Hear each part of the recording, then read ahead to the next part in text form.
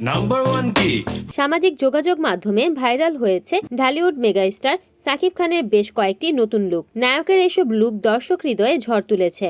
শুরু হয়েছে নতুন জল্পনা কল্পনা ও আলোচনা। সম্প্রতি সাকিব খানের একাধিক ছবি ও ভিডিও নেট দুনিয়ায় ভাইরাল হয়েছে, যেগুলোতে দেখা যাচ্ছে কখনো নায়ক সাকিব খান হয়ে, কখনো পাইলট হয়ে, কখনো তীরন্দাজ হয়ে পর্দায় হাজির হয়েছেন অভিনেতা। সাকিবের নতুন একাধিক লুকের মধ্যে যে লুক দুটি দর্শক বেশি পছন্দ করেছেন তা হলো বৃদ্ধ প্রফেসর ও কাজীর লুক। অনেকেই মনে করছেন নতুন লুকগুলো সাকিবের কোনো নতুন সিনেমার লুক। আসলে তা নয়।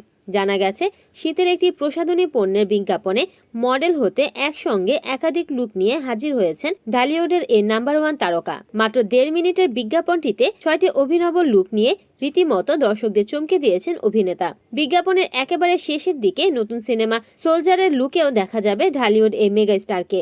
আলোচিত বিজ্ঞাপনটি নির্মাণ করেছেন খ্যাতিমান পরিচালক আদনান আল রাজীব। এই বিজ্ঞাপনেই ৬টি বৈচিত্র্যময় লুক নিয়ে হাজির হয়েছেন সাকিব। খুব শিগগিরই টিভি পর্দায় নিয়মিত প্রচার হবে বিজ্ঞাপনটি।